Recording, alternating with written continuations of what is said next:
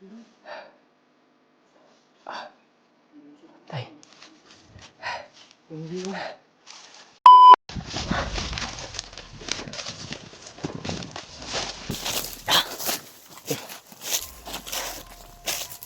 Pinasok na kami ng buwan.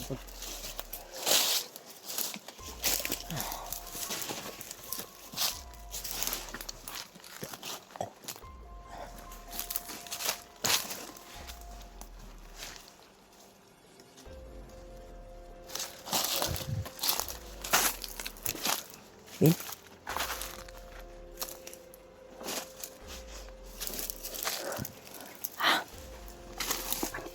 Bandido? Bandido daw. May bandido. Ha?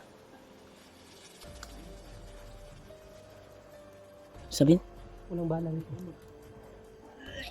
Bakit?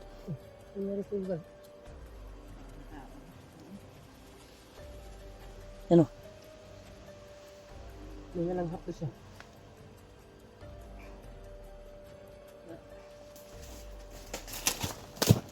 O daw sa dahil may nakita si Marvin na bandido.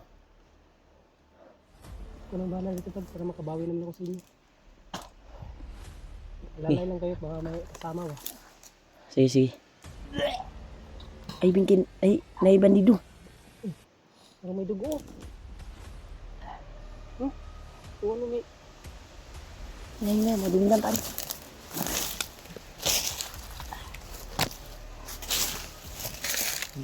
Si Marvin lang ang bahala. Na makabawi doon sa amin.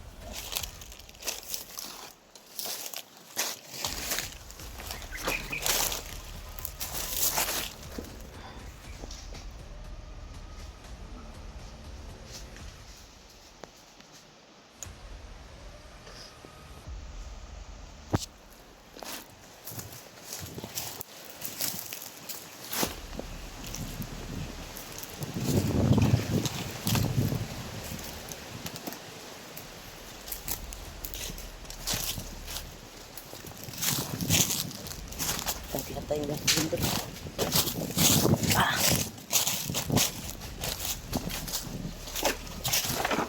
Sobrang bilis ni Marvin ngayon ah. Parang agresibo na talaga si Marvin dumalaw. Brad, tama itong direksyon natin, Brad.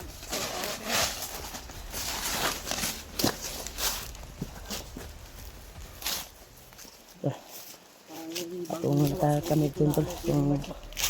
Ha? Kampo. Saman? Yung mga puno.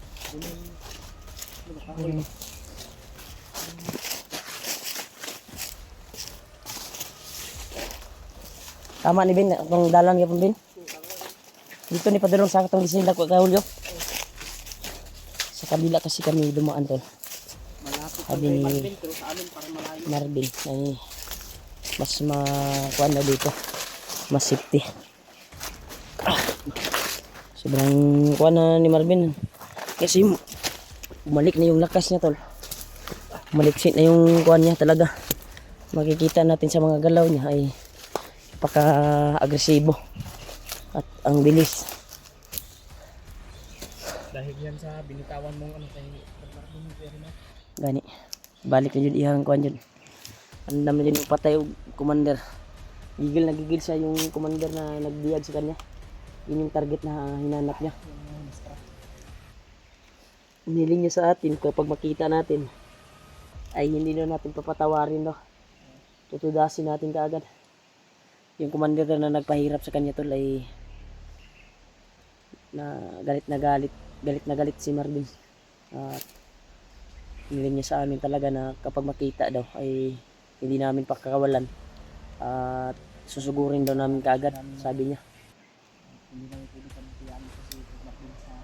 Kaya Bin, pag susugod ka ng mga bandido Bin, kagaya kanina ay nagmatjag ka muna bago ka atake.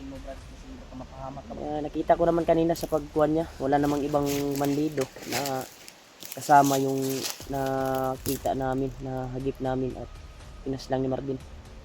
Pero huwag lang tayong yan sa baka nagtago yung iba at mahiwalay tayo. Simba ko, sana wala nang mangyaring mahiwalay tayo. Sabi niya ay maaari daw ay babawi daw siya sa amin. Siya daw kapas lang sa mga bandido upang nakabawi sa amin. Naintindihan ko si Marvin tol.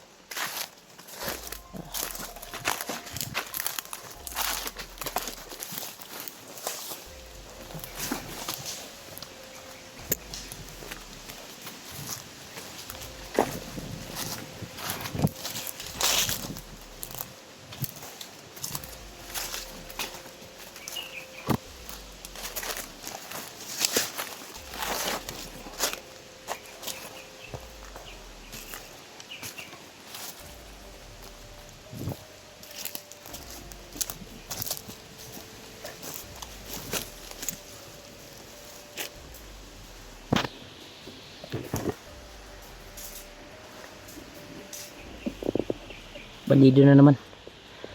May bantay na naman dito. May baril yan ha.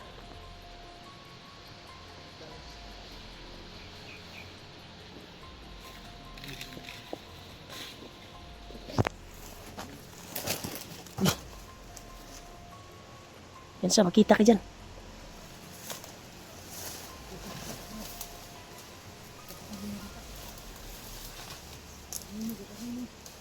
Tol, ginapang na ni Marvin tol. Nasa likuran lang kami.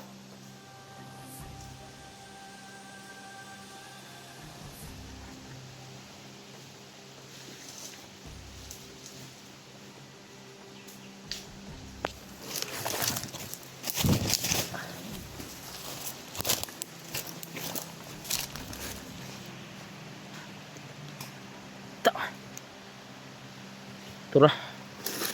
Baliag liog bay.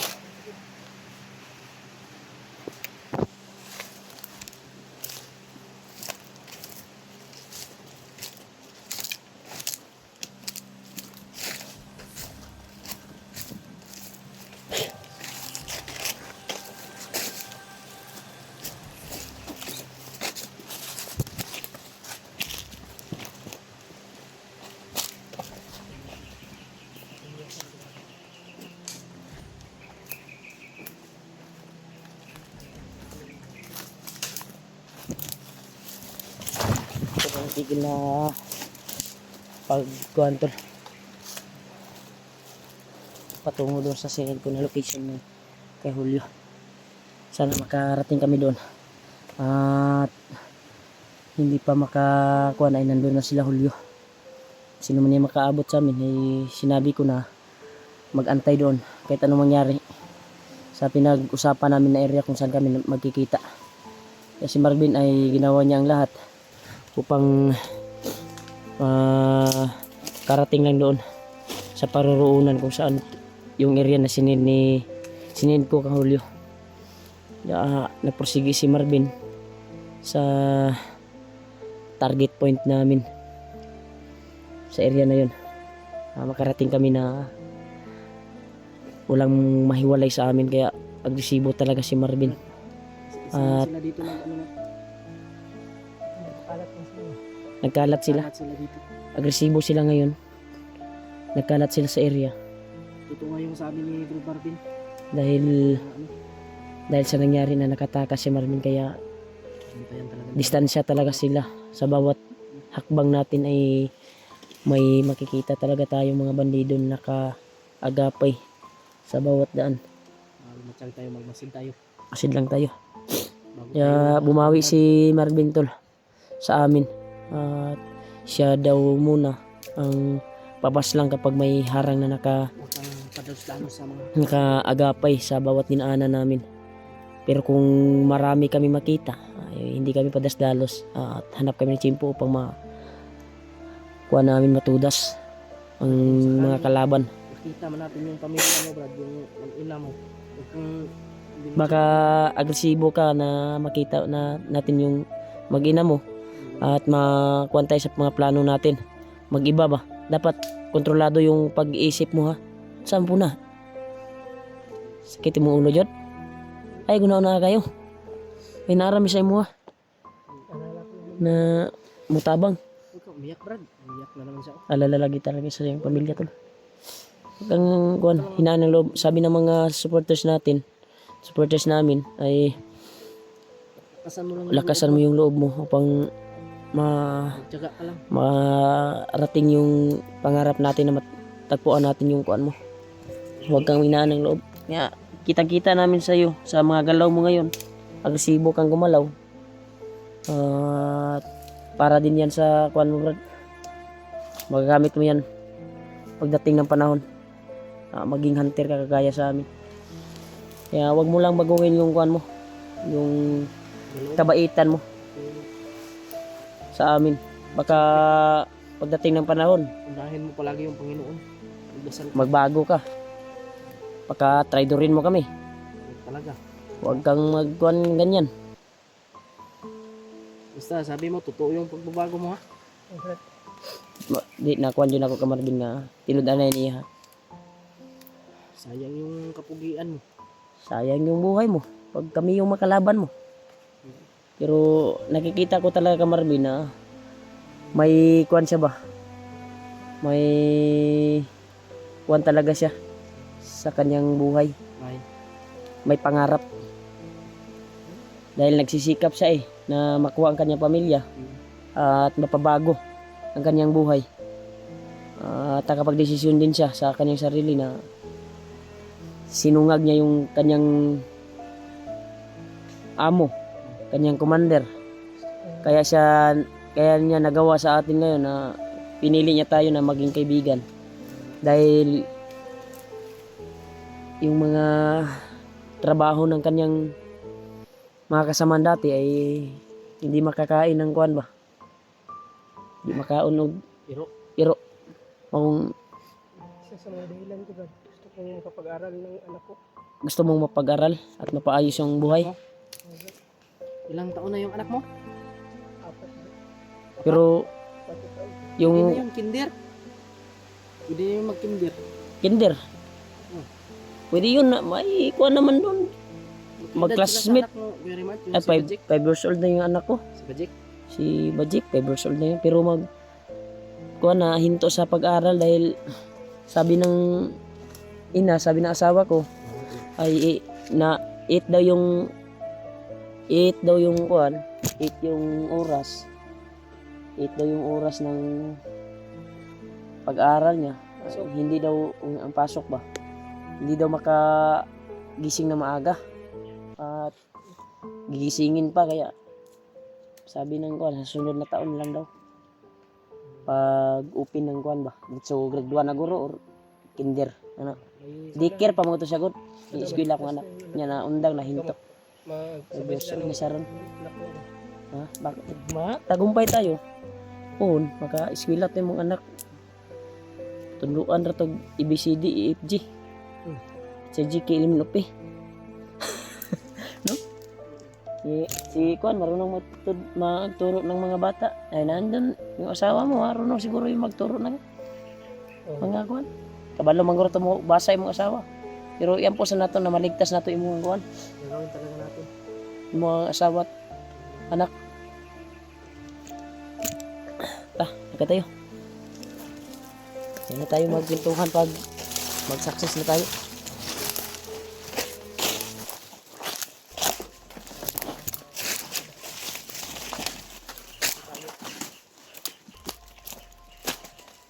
May bandido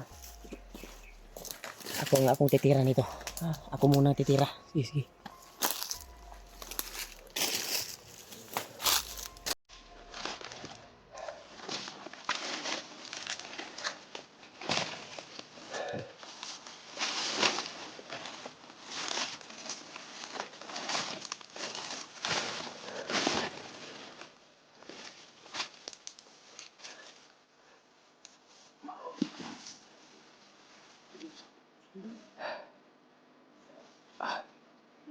Ay. Tama lang sa kanila yan. Tama lang sa kanila ba dito ba? Inusok lang. Tama lang sa kanila yan. Oo. May demonyo yan. Yeah, lagulo. Tingnan ng kampo di ako. Ha? Tingnan ko. Nagitingog ba? Ingay, no? Di maingay ba? Masig... Mao siguro nang giingon nila nga sikretong kampo. Siguro na ba? Dili gyud po na padulong bin. Basig mo na ingon bag-o ng tukod no. Anong sabi nila, ano, Rodolio, may narinig na sila? Iwan ko lang basta ang sabi nila ay nagpapasalamat sila na nagkita tayo. Nakontak. Nagtagpo tayo at nagpapasalamat sila na nakontak daw tayo. Kaya ang sabi ko, sige mag-send ako ng location. Pero alam naman ni Julio yung location na sinend ko. At pinakita ko sa iyo, di ba? Yung dinaanan namin. Sabi mo naman na alam ko yung location na yan. Kaya hindi na tayo babalik sa daan na dinaanan natin. Dito tayo sa kabila. May secret na daan dito upang makarating doon agad. Kaya ito yung dinaanan natin ngayon. Pero may narinig kaming parang nag-announcer ba na ano yan? Parang commander ata. Masig na alay secret, mo na sekreto nga kampo bang iingon nila. Muna lagi ba? Masig mo na no. Muna. Aton ka tanabin. Pero kailangan natin i-confirm Confirm natin ka. kung yan Itong ba talaga. to kung maubad ning Pero may kanan. busis. Pero mao maganing area ni nga padulong dito. Ito yun. Katong location na akong gising Tulio. Tara, G. Patuloy tayo. Yan tol. Dili, ano to?